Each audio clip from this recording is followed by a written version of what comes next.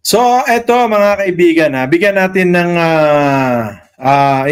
bigyan natin ng komento itong paksang ito na kasalukuyan pong mainit-init at marami pong iba't ibang mungkahi at opinyon na ating nakikita dito po sa social media. Bagamat mga kaibigan, tayo po ay kailangang pumili ng panig. Hindi naman po nawawala, mga kaibigan, sa ating mga Pilipino ang pagiging makatao. Hindi po ba?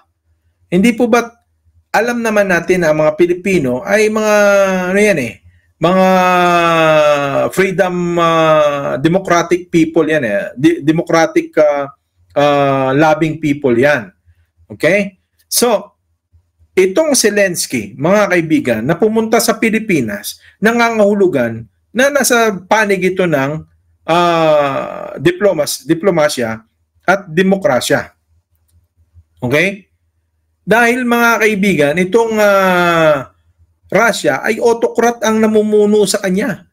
In fact, mga kaibigan, sa inside Russia, sakal sila Sakal na sakal ng mga Ruso, mga kaibigan, dahil hindi sila makalaya kay Putin. Autocrat. Nandun yung pagiging semi-communist niyan, mga kaibigan. Remember that Russia is former Soviet. Di ba? Ibig sabihin niya, mga kaibigan, komunista pa rin. Pero binago ni Putin yan. Ginawa niyang communist autocrat. Now, sabi nila, sa pagbisita ba ni Zelensky dito, nag-i-invite ang Pilipinas, mga kaibigan, ng giyera. My friends, this is an official state visit. Presidente pa rin si Zelensky, mga kaibigan, ng kanyang bansa, ng Ukraine. And never pa, mga kaibigan, nagkaroon ng convention na kilalanin ang pagkatalo ng Ukraine. Wala. So, ibig sabihin, bansa ito, head of state, bumisita sa bansa mo. Porket ba ngayon basag ang bansa niya, hindi mo tatanggapin? Ganyan ka ba tumanggap ng bisita? Diba? Samantalang mga kaibigan, yung presidente natin, yung presidente ng mga pro-Marcos, ginagastosan natin yan para ipatravel natin sa ibang bansa. Tinatanggap. So bakit hindi ko maintindihan dito sa mga ibang tao na nagagalit sila at tila masama ang loob nila, mga kaibigan, na bumisita ang isang Zelensky? Ganyan ba kayo pag makitungo sa tao? My friends, we have to take side here. Whether we like it or not, war is already in our backyard. Naandyan na ang gera sa ating bakuran. Pinapasok na nga tayo Naka-penetrate na nga sila Look at yung former properties ng mga Remulla. Pogo Island na ngayon. Hindi nyo ba alam na pwedeng maging istasyon yun ng mga People's Liberation Army? Yung Pogo dyan sa Bamban. Pwede maging foothold yan pag nag-enter sila sa Zambales. Na-penetrate na tayo. So, ano pang sinasabi nyong nag-i-invite tayo ng war? Right? We need to take stand. Mga kaibigan, anong gusto nyo? Ipagahasa na lang yung inambayan natin ng malaya? O gusto nyo maging malaya? Kasi kung gusto nyo ng kalayaan, dapat matuto ka rin lumaban.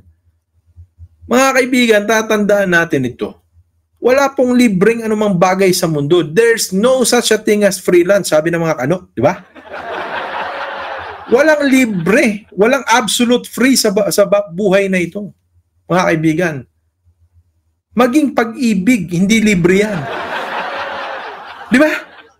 Totoo naman siyempre, manliligaw ka sa kursunada mo. Gagastusan mo siya, bibili kang pabango, di ba? Magpapapogi ka. Hindi libre. Naisingit ko lang yon. Di ba? Lahat with a cost.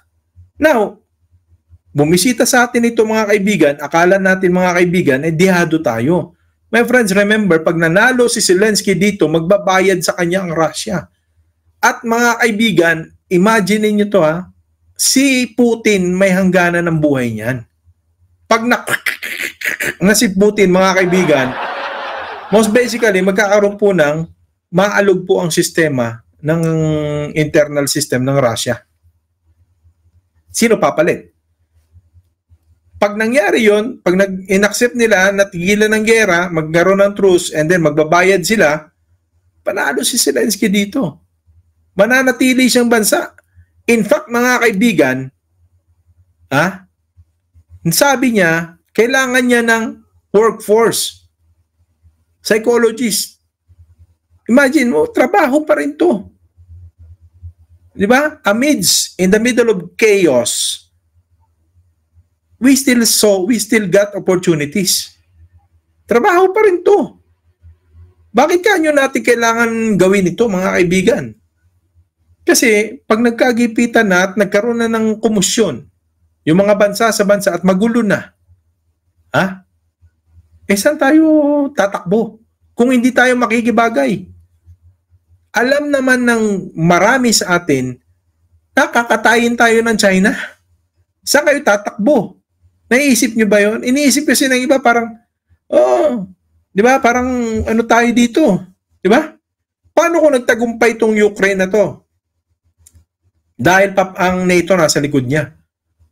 Tapos tayo pinaulanan dito ng China ng mga missiles nila at nawara tayo. At sabihin naman ng mga Ukrainian sa atin, pag bumisita doon ng kung sino man maging presidente, na nag-i-invite yung presidente nila ng gera, and it means na hindi tayo tatanggapin, di ba parang karma yun? Di ba? Parang karma yun eh. Kaya bago tayo magsalita na itong pagpunta dito ni Zelensky, parang asa na pagiging human being natin yan? Di ba? Ang pangit naman. Yung tao, hindi nagpaawa sa Pilipinas ang sabi, tulungan nyo lang kaming magkaroon ng mga psychologists, magtatrabaho sa, di ba? Parang ospital nila, kinakapos sila ng tao. Di ba? Ano ba naman yun? Someday, pag bumaliktad na ang tawagan at tayo na ng-diferensya dito, baka naman maalala natin na minsan naging racist tayo. Mga kaibigan, hindi naman nagsimula si Zelensky ng war ang Russia, si Putin ang nagsimula. At nakakaawa. Kung tao ka at alam mo paano makitungo sa kapwa-tao mo, alam mo na kalunos-lunos ang kalagayan nitong bansang Ukraine. Di ba? Lagi nating isipin yun. Hindi sa lahat ng oras tayo yung nasa ligtas na katayuan. Paano kung sila naman ang nasa ligtas na katayuan at nagmadamot tayo sa kanila? Di ba? Lahat tayo ayaw natin ng ayaw natin ng gera. Di ba? Ayaw natin ng gera. Pero kung kinakailangan natin manindigan, manindigan tayo. Ba? Ang problema kasi, yung iba, maninindigan na dahil sa politiko nila eh. Anyways, my friends, pagpapakatao po ang act of humanity ito. Act of humanitarian reason ito. Ang pagtanggap natin kay Zelensky. Huwag po tayo masyadong, di ba? Kasi sabi nga sa kanta, kung ano ang di mo gusto, huwag mong gawin sa iba. Di ba? Anyway, may iba't iba tayong mga opinion, pananaw, kuro-kuro, at mensahe sa paksang ating binasa. At ating in-review. Kasama po kayo. Comment down below lang po dyan mga kaibigan kung ano man po ang inyong opinion at kuro-kuro. Diba? At syempre, maraming salamat po sa lahat na nag-share nito at nagla-like. At syempre, kung di pa po kayo nakapag-subscribe sa ating YouTube channel, please do subscribe para lagi po kayo maging updated sa mga itong uri pa ng talakayan.